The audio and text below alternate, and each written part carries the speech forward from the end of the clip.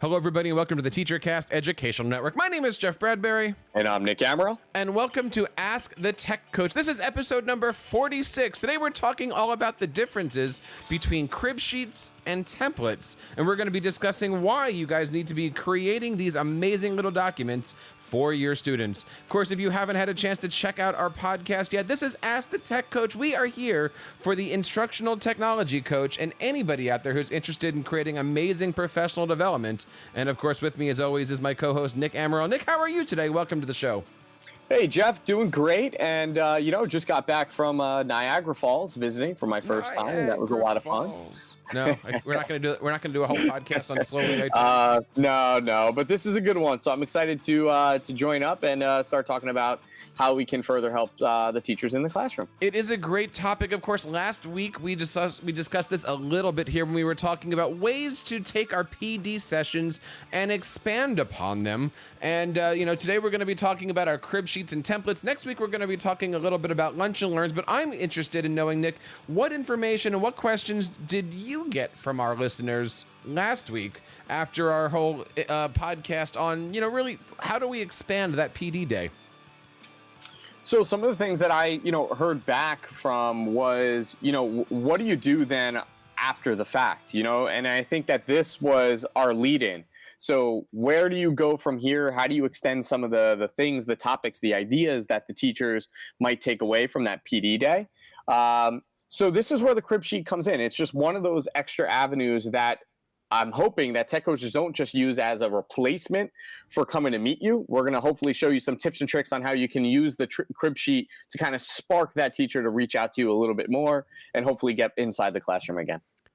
And of course, today's podcast is brought to you by our brand new channel that's going to be launching soon, Build Your EDU Brand, over at buildyouredubrand.com. Nick, over the last few months, so many teachers have reached out to us and said, I am interested in taking my dreams and my hobbies and building them into a money revenue generating, adventure for ourselves. Basically, they're asking me, how do you build a side hustle? And, they look at all the work that we've done over the last couple of years on TeacherCast and the work that we've been doing here over on AskTheTechCoach.com. And maybe out there, you're looking to do that. How do you become an Edupreneur? And tomorrow on Tuesday, April the 16th, we're going to be actually running two webinars, one at 1 o'clock Pacific. We try that again. One at 1 o'clock Eastern and 8:30 Eastern. We're going to be doing a webinar with our good friend Dr. Will from the Dr. Will podcast, all about that. You can, of course, go over to teachercast.net/webinar and learn more information about that. That's teachercast.net/webinar and check it out. What you get from coming to that webinar is a full hour. We're going to be doing it for about an hour and a half or so, but we're going to be talking to you about how you can take your dreams and turn them into really, again, revenue generating resources. We're going to talk about how to build an avatar, how we're going to be talking about your content creation tips, website strategy, search engine on your websites, how to build a newsletter, and so much more. I'm looking forward to the webinar. It's going to be one of our first ones here, Nick, that we're doing. And we're looking forward to having you guys. Nick, we've got about 30 or 40 teachers already signed up for that webinar, and I am looking forward to it. So check it out over on teachercast.net/webinar. And of course, if you have any questions about this or other topics, we would love to hear from you guys. You can, of course, go over to teachercast.net/voicemail and leave us a voice message or leave us something on Twitter over at teachercast.net/askthetechcoach. Now, Nick, you certainly are no stranger to creating crib sheets, to creating templates. We, of course, have some great crib sheets over on our Ask the Tech Coach Mastermind website. For those of you who, anybody out there who might be new to this topic, what is a crib sheet? What is a template? What are we going to be talking about today? So we're going to be talking about cheat sheets, right? Like I think of it in the background of the old books, right, that you used to get for your literature class or the students still use, Spark Notes. So it's like Spark Notes for teachers and for the app. But the crib sheet is really just a fancier name. And what I like about it, not calling it a cheat sheet, is I think that cheat sheets often focus too much on how to do something. And I think that is best left for the workshop, and the work that they're going to do with you is how, and give me some pointers and tips on how I can really elaborate and do something with it. So what we want to do with the tip sheet or this crib sheet is really to spark interest. So the idea of the crib sheet is to just generate ideas. Well, what's the difference here, and what's the philosophy? Because I mean, many school districts have a tech coach. That's why we were doing this show. And the tech coach's job is really to find the resources that the school district needs. But, you know, many times a tech coach finds that resource and sends an email to a teacher or to the teachers and says, hey, check out these 5 different blog posts. And inevitably, nobody checks out the blog post. So the question is, what does the tech coach need to do? Is the philosophy here, Nick, to take that person's blog post, scour it through, and chew it up in their own words and make a cheat sheet out of it? What is the best way to handle this? Because, you know, you never want to do all this work for no reason, and then you never want to do a lot of work and then get little return on it. So what's your philosophy when it comes to finding these resources and then churning them up for your students? So I like using crib sheets as a follow-up to workshops, right? So I like saying, okay, if this is a workshop and we're talking about digital assessment, ways to use the tools for digital assessment, right? And we're going to talk about, maybe in there I mentioned Poll Everywhere, and we talk about Padlet, and we talk about, whatever other tools, Flipgrid. Then I might follow that workshop up with the crib sheet, and I might send that out to all the people that participated. And the goal of that would be to maybe have included some pro tips that are things that go beyond some things that maybe we never got to in that workshop, but really to spark, what are things that, okay, now that I've learned about this tool and I know it's a digital assessment tool, what are some ways or some lesson ideas that maybe I can use it? So what I always love doing is incorporating a part in that crib sheet that's called the so what if. And it's like, so what if you used Flipgrid to practice interview skills with students during a lesson on, career building? So I think just that alone, you try to think of and try to hit on the multiple different subjects, and that alone then sparks these ideas with teachers. And then they come to you and they go, hey, I attended your workshop. I saw the crib sheet. You had this idea about doing this lesson. I want to do that. And now you've got it. Okay, I'm teaching them again about the tool, but now I'm teaching them how to incorporate that whole lesson idea that maybe I sparked with the crib sheet. I like that method there of using everything and just kind of moving that conversation forward. Yep. I always find that a good crib sheet is something that provides an opportunity for the teachers to ask more. Right. So maybe like what you were doing, maybe I'll create a crib sheet that has 1 or 2 things, maybe a video. And then at the bottom, it's here's extra things that you can do. Find me if you're interested in these. So right. I always start at the top with here's a lesson that uses all of these wonderful things.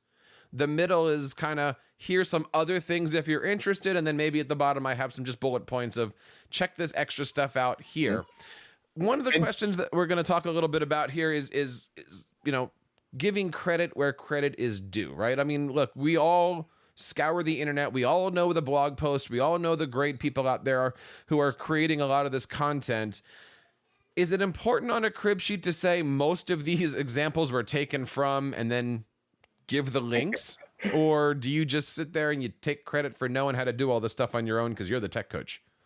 I think that goes back to the first question you asked, which I was kind of answering, and I think this will kind of help out, is I do pull information from obviously blogs or sources if I need that. A lot of that time though, Jeff, that makes its way, at least for me, it kind of matches what you do. It makes its way into the bottom as read these other sources for information. And then I may highlight, who the article's by, and I drop in the hyperlink or something like that into the crib sheet. So I do give that credit, obviously, to that person. If I say, this is great to learn the how-to guide, this guy does, a great YouTube video about, walking you through how to design a digital lesson, whatever it is. So I add that part. The rest of it, though, I guess becomes my own food for thought, I guess. I think of what I try to do best is try to make the connections to my district, my teachers. So when I think of things that they're doing in the classroom or apps that they use in their classrooms, in our district, that's the stuff that then becomes crib sheets for me. So it's not just kind of the copy paste from the various, obviously those who are the best at these other tools. They make their way into the resources, but the stuff at the top is just, I want it to be my voice. And I think when it becomes your voice, it's more personable. There's more of a connection. They hear you in it. And I think they know it's coming, honestly from you. And I'm glad that you said that, because I see a lot of new tech coaches overwhelmed, right? Especially the first couple months, even now as the school year is ending out, right?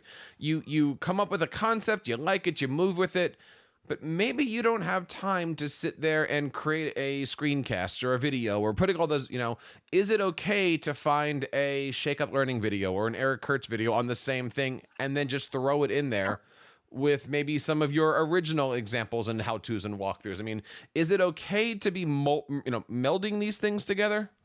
Or if you're going to make a crib sheet, you better go make the YouTube video on your own? No, I think definitely. I think that, not everything has to be in there. Is it great? Absolutely. It's more personable. They see your face. There's more of a connection. If you can add those screencasts, I think, though, if you can't, you're in a time crunch, and we're not asking everyone to do that. Find those, those useful videos. Find that YouTube video that maybe you watched in order to learn a little bit about a tool before you ran that workshop or a pedagogy or a concept or whatever it is. Drop them into the resources section, add your notes to the top. Follow it with that YouTube clip underneath, add some extensions or some articles or whatnot that you want to have. And then I think that makes for a good crib sheet. What you don't want to do, Jeff, is what you said. You don't want yourself to feel overwhelmed. But if you feel overwhelmed, imagine the person who doesn't know anything about the tool. They're going to feel overwhelmed. So don't feel like you have to overwhelm the crib sheet in order to get your point across. And I'm glad you just mentioned the tool, right? Because I find a lot of times I will make a crib sheet using the tool that we're having the PD session on. And sometimes that works and sometimes that doesn't. But let's take a look here and talk about some of our favorite things and applications that we use to make templates. Nick, I got to tell you, one of the favorite ways that I like to make crib sheets is through Google Sheets.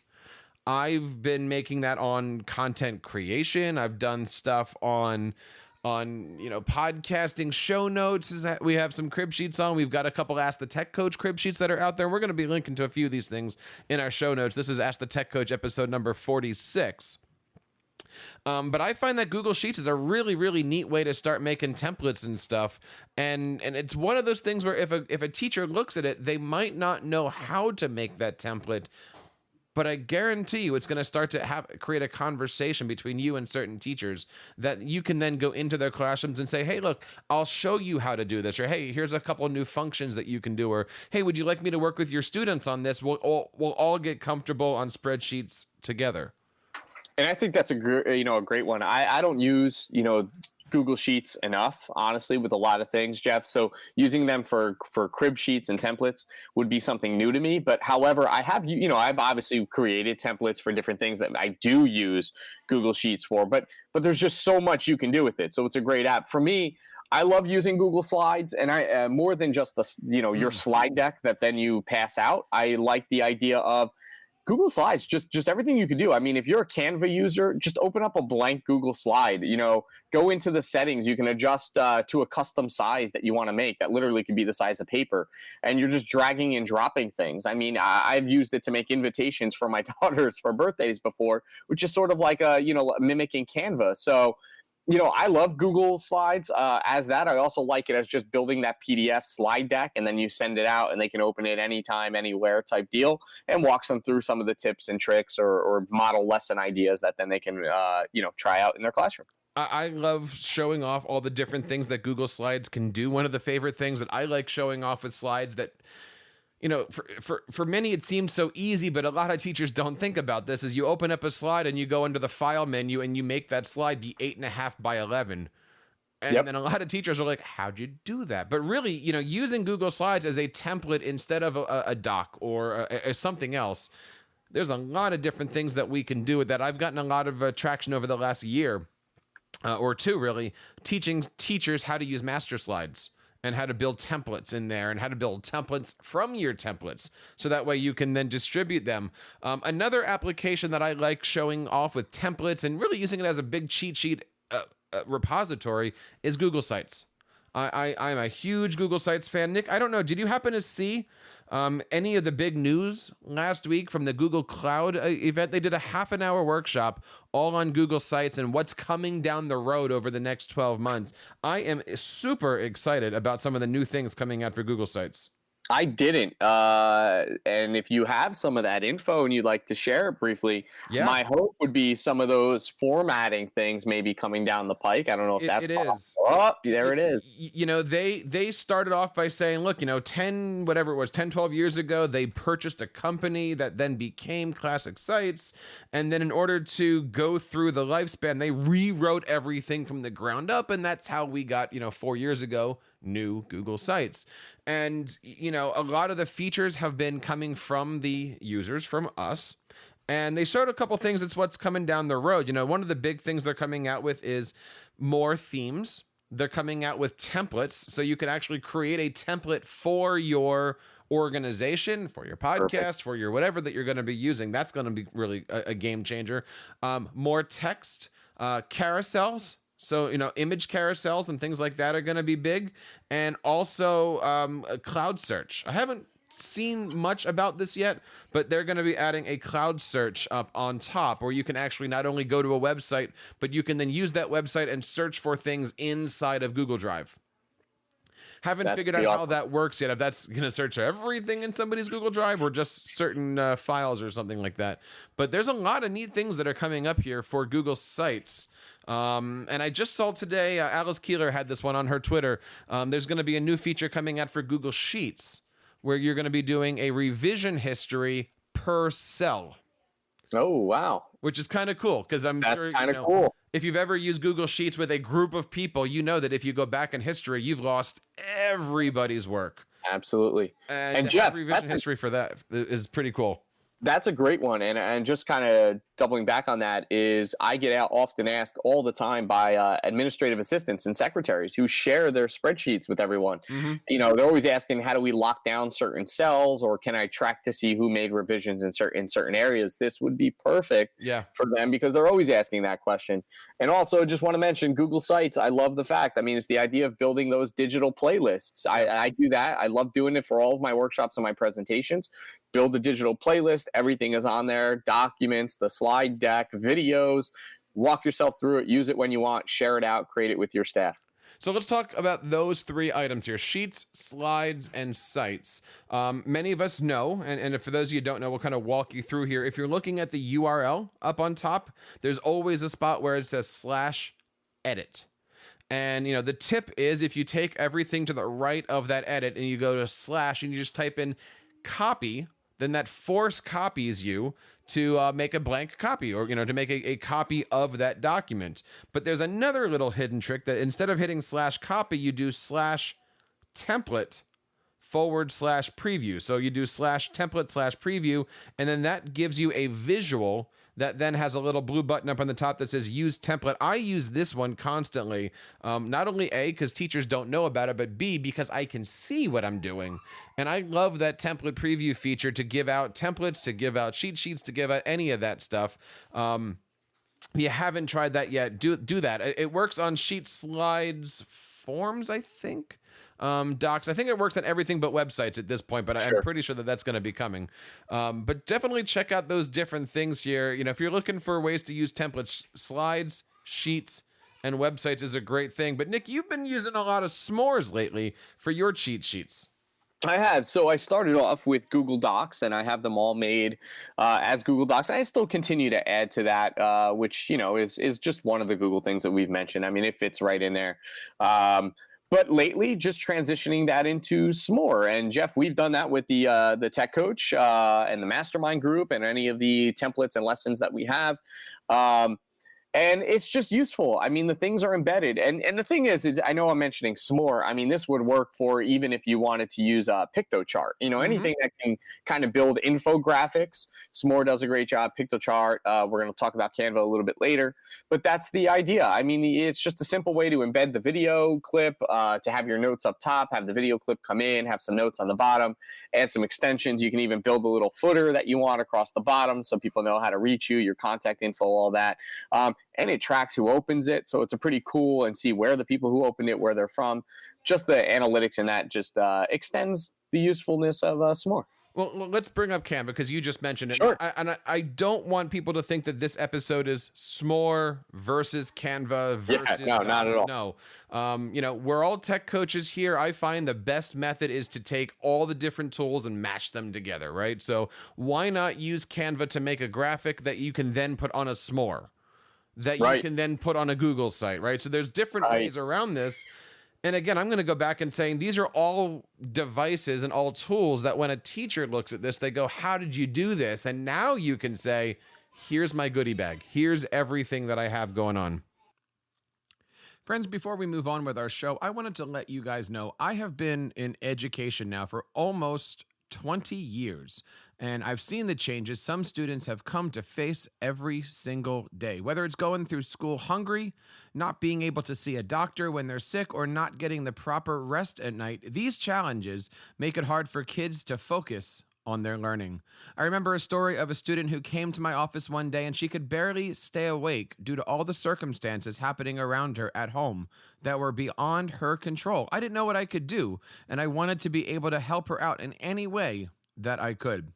Thankfully, Concordia University in Portland is leading the way with their 3 to PhD program that helps to combat students' fears, freeing them to pursue their highest dreams. They're revolutionizing education by creating a holistic model that provides groceries, healthcare, and even clothing to students right here on campus, helping them thrive and helping our communities strengthen and grow. Concordia's College of Education offers online and on-campus programs where students have the opportunity to learn about a more compassionate approach to education and see how nurturing the whole student can lead to amazing things. To learn more about how you can help students conquer their monsters and achieve their highest dreams, visit cu-portland.edu/let's conquer. That's cu-portland.edu/let's conquer. And use the hashtag #NatureEducateGrow. So we talked a little bit about the Google products. We talked about Sheets, Slides, Sites, a little bit about Docs. We talked about S'more, Canva. I want to flip this through because one of my favorite ways to create templates is through Microsoft Sway. Have you ever had a chance to really dive into the Sway? I haven't, Jeff. Definitely have to do it a little bit more, but I know it's one of the things out there that's pretty hot right now. So I think this would make for a great one. And again, like you said, all the things work. And the reason I bring up Sway is because right now, when this podcast launches on April 15th, everybody in the world is going to be attacking the website for Microsoft Education. That's education.microsoft.com. Nick, this is the time where everybody gets a chance to nominate themselves and go through the process of becoming a Microsoft Innovative Educator. Nick, I know you and I have talked about this. This is something that you and I are both going to be doing this summer. Yeah, definitely. I have been kind of working back. My Google stuff was up. I had to kind of recertify on all those things. Mm-hmm. But yeah, definitely one to have. And we've talked about it, Jeff, on our branding episode. So if you haven't caught our podcast about branding, this was one of the big 3 that I think that those seeking to be personal branding, but also seeking to be a tech coach would also be one of those certifications you should look at. Head on over to education.microsoft.com. The reason we bring up this now is because one of the things that it asks you to do is to create a Sway on a project or on a way that you're using Microsoft tools. And a Sway is a really, really nice digital poster. I don't know if that's even the right way of putting it, but it is a really, really nice online canvas for you to create, to use. You can, of course, use audio, video, text, any variety of different things, and of course with all your Microsoft products, and it even takes Google Links too. So there's a lot of neat things that you can do there if you check out Sway. So Nick, we talked about a lot of different applications to make your crib sheets and your templates. Let's talk a little bit about what we do after we've built them. For most of us in Google schools, we have Google Classrooms that we can throw things out. We have websites that we can share things. We have learning management systems. We have emails. What is your favorite way to distribute this? Is it just stick it up and put a link to it, or is it blast it out to everybody? So, I mean, this may come as a shock, Jeff. I do like to post mine in my LMS. So I find that that's just an easy way to do it. I can, create a folder of crib sheets that I generate in my LMS and post that in there. Or I can also assign it or attach it to an assignment that maybe was an extension of an online module or something I've created. And I can also have that in there. One of the things I do is in my online modules, Jeff, I use my crib sheets as one of the ending pieces to the module. So after they've worked their way through the module, one of the things is you must view this, and it's basically the crib sheet, and it pops up and it gives them the ideas and the how-tos and refresh and whatever.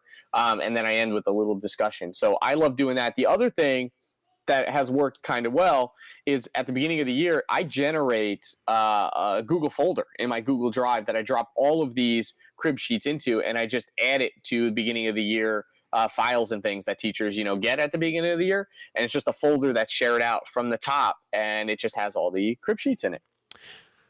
One of the questions that tech coaches have is, should we put analytics on these things? Do we really want to know how effective, how many people are downloading it? Is it just something that we're going to look at the end of the year and cry because you realize that 3 people have downloaded it and you put all this work into it? I mean, I know S'more has built-in analytics. Up until recently, you could put a goo.gl link on it, which keeps track of all the different hits and stuff. But what's your thought? Do we really care about downloads? Are we using these to see effectiveness? Or are we just making it to make it? No, I'm not tracking the analytics of it. And, I know obviously in Google, you can even now in your Drive, see who viewed or who opened your document, right? So that's pretty much analytics right there in data if you want to track that. But I don't, one of the advantages I have is by dropping it and creating it as part of an online module or something like that. If I want to do that, I know that they have to view it. If I make that a stipulation or a completion setting in my LMS, I can do that. But no, I really don't think so. I think the idea is you're just trying to make PD immersive, and that means that you want to come from all different avenues. Some people pick it up, some people like it, some people don't. The idea is that you're just trying to please the masses here. So we want to know what you guys are doing. We are spending the month of April here talking about what to do after your PD day. Of course, this is episode number 46. Next week, we're going to be talking all about lunch and learns. And again, this is a subject that came up from one of our listeners. And she wrote in saying, look, I'm starting lunch and learns the second half of the year. What do I do? How do we be successful? Nick, we love it when teachers and tech coaches take a moment to reach out to us. There are so many different ways to do that. You can, of course, find us on Twitter at AskTheTechCoach. Leave us a voice message over at teachercast.net/voicemail. And, of course, all of our archives are going to be over at askthetechcoach.com.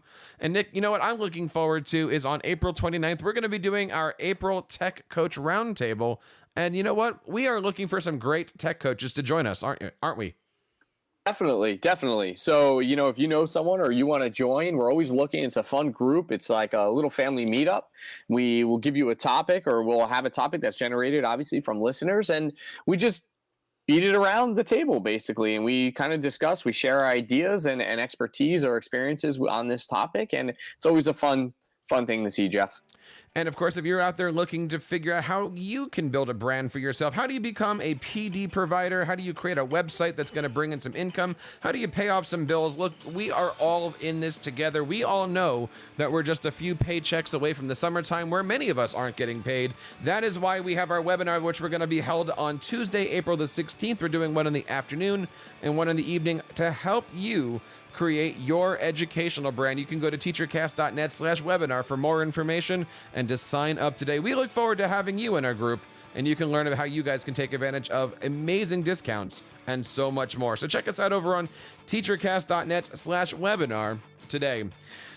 Nick, this is the week for spring break. I'm looking forward to a lot of days off here with my family. What are you looking forward to as we go through the spring break and, as we hit the downside to at the end of a great school year? Jeff, I just had mine. We're one of the early districts, so that's how I made my way over to Niagara Falls for a few days, which was beautiful. Yeah. Unfortunately, a little too cold. But it looks like you're going to have a beautiful week. I'm going to be back at school finishing up some things, hopefully wrapping up our future-ready stuff that I've been working on with my district, and just trying to spark some interest in some innovative things in our district. So I'm just looking forward to another year that's almost, kind of in the books and starting fresh and planning for next. And we want to know what you guys are doing. Check us out over at AskTheTechCoach.com. Leave us a voice message, send us an email. We would love to have you guys be a part of our next roundtable. And on behalf of Nick and everybody here in the TeacherCast Educational Network, my name is Jeff Bradbury. And I'm Nick Amaral. Reminding you to keep up the great work in your classrooms and continue sharing your passions with your students.